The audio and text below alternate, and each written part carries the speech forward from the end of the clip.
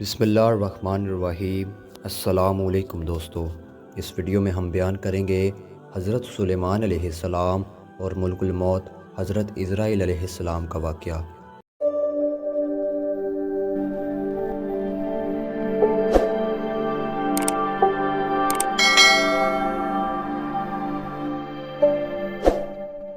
محترم دوستو، ایک دن حضرت سلیمان علیہ السلام کے پاس ملک الموت حضرت عزرائیل علیہ السلام انسانی شکل میں موجود تھے۔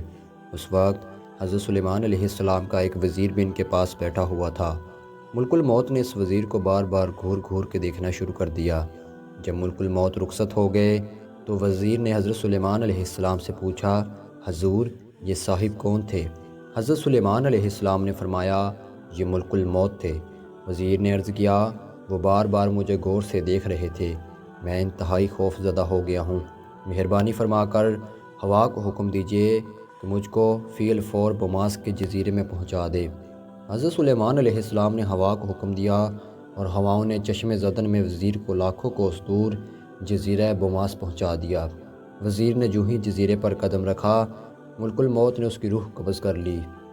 کئی روز بعد ملک الموت پھر حضرت سلیمان علیہ السلام کی خدمت میں حاضر ہوئے اور حضرت سلیمان علیہ السلام نے اپنے وزیر کا قصہ بیان کیا تو ملک الموت نے کہا، اس روز جو میں اس شخص کی طرف بار بار دیکھ رہا تھا تو اس کی یہی وجہ تھی کہ میں حیران تھا کہ اس شخص کی مدت حیات تو مکمل ہو چکی ہے اور چند گھڑیوں بعد مجھے جزیرہ بوماس میں اس کی روح کرنے کا حکم ہے، لیکن یہ تو یہاں بیٹھا ہے۔